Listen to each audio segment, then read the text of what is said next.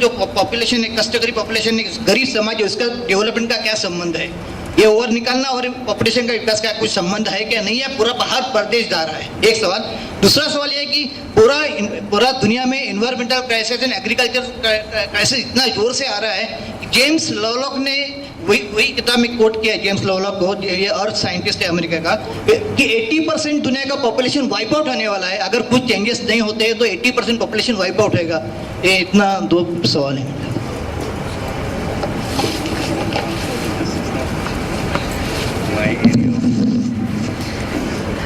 नहीं, ये जो आपने पूछा कि माइनिंग का जो रिटर्न्स और हमारा डेवलपमेंट इंडेक्स में क्या संबंध है, वैसे आप देखो तो दुनिया के जो देश है जिसमें नेचुरल रिसोर्सेज है वो डेवलपमेंट इंडेक्स के नीचे हैं। उनका जो संबंध है बिल्कुल इन्वर्स प्रोपोर्शन में है, क्योंकि ये जो सब निकाले जा रहे हैं हमारे पहाड़ से, वो अभी के लिए नहीं और हमारे लिए नहीं, वो बाहर फ्यूचर्स मार्केट में ट्रेड होगा। और जैसे मैंने कहा कि हमारे सरकार का रॉयल्टीज़ इतना मतलब कोई बेवकूफ़ भी हंसेगा उसको सुन के कि ये हो क्या रहा है। इसीलिए तो एक मधु कोड़ा को 5 साल में 3000 करोड़ मिल सकता है। जो साइकिल में जाता था वो अभी पूरा एक शहर खरीद सकता है। जो ये जो है the economics of it is the most outrageous thing. I just don't like to talk about it because I don't think we should see things in economic terms. I don't think it helps me if you increase the royalty. I don't think that's the way we should look at it, because we are looking at the annihilation of a whole species, of not a whole species, of a whole planet. So to me, the Dandakaranya jungle is like a World Heritage Site. It is a lung. You cannot destroy it. Not the Maoists, not the government. Nobody has the right to destroy it, or the people that live in it and who are fighting for it. That is the issue. So, see, according to me, there are no governments other than the first EMS Namboodiripad government in Kerala, West Bengal government under Jyoti Basu, Tripura government under the Nirpan Chakravarti, Manik Sarkar and all, which has done so much of upliftment to the poor, like land reform, right to the tillers, right to the workers, upliftment of the women. Despite all this, I don't know how the Maoists are, even autonomy to the Adivasis. All this has been done in Tripura as well as in West Bengal, and even in Telangana, the struggle led by then communists. Despite all this, why Maoists are directing against Marxists, and that too in combination with reactionary forces? And I would like you to answer. Well, I think that if you were to go to a place called Chengara today in Kerala, you would have a very different opinion about the land reforms of the EMS Namboodiripad government. One of the first things that the EMS Namboodiripad, mind you, I think that they did a lot of good things. I'm not a complete critic or anything. But I just think in terms of conceptually the way you think, in 1957 when that government came to power, one of the first things it did was to give the Birlas permission to open a rayon factory in Mavur in North Kerala. That factory was given, the Birlas were given bamboo at a subsidized rate of 1 rupee a ton. The Adivasis were allowed to buy it for 1 rupee a stick, 1 rupee a kalm.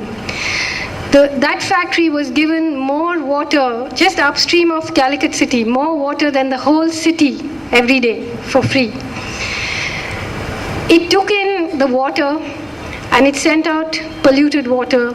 It cleaned out the bamboo, it destroyed the fish, it destroyed the livelihood of Adivasis working on bamboo, it destroyed the livelihood of fisher people, of sand miners.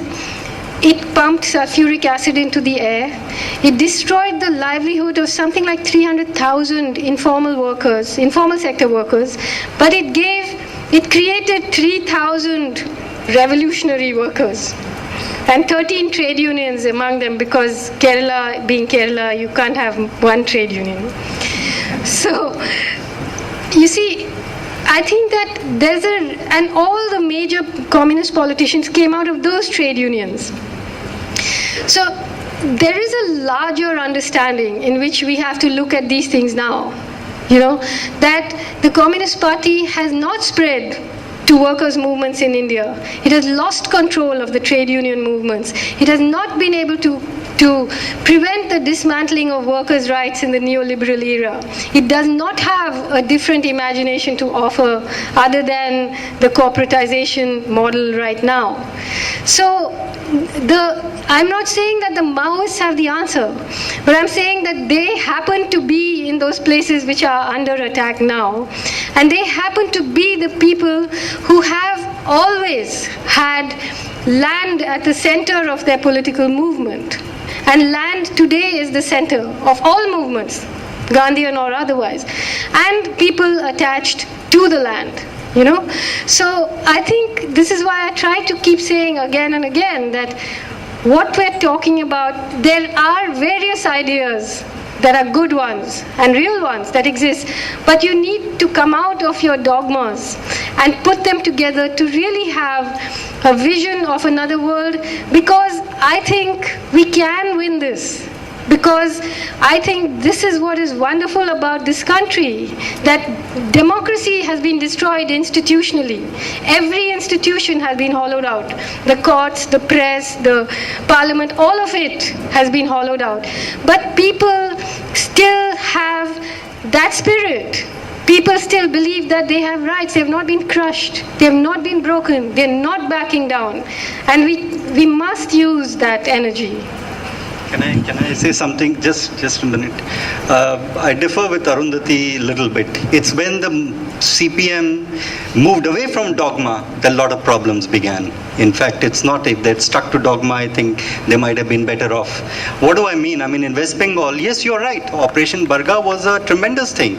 You look at the per acre, the yield per acre for rice after Operation Barga, it increased tremendously. I mean, West Bengal's record of the 90s is remarkable, of course. So it's a major contribution of Operation Barga, because it released the energies, the latent, the energies of the people, and they worked harder.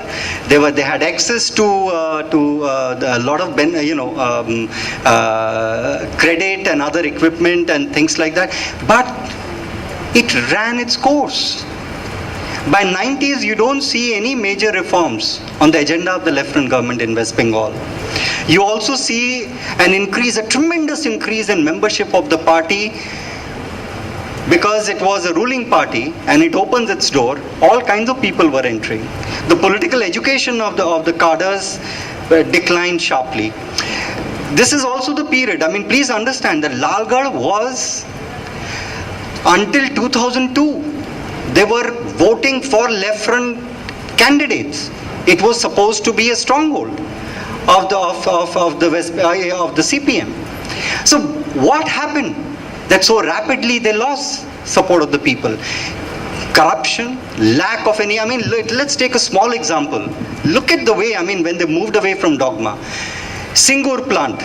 It's for a small car. Even as a social democratic government, they never raise this issue. Do we require a small car in this country and in West Bengal in particular, or should we give it to manufacture buses for public transport system? The total which is the number of buses which are produced in this country, I think it's not more than 14,000 per annum. Look at the number of small cars that are produced. Who requires small cars and who requires buses? I would have expected the left front government, even as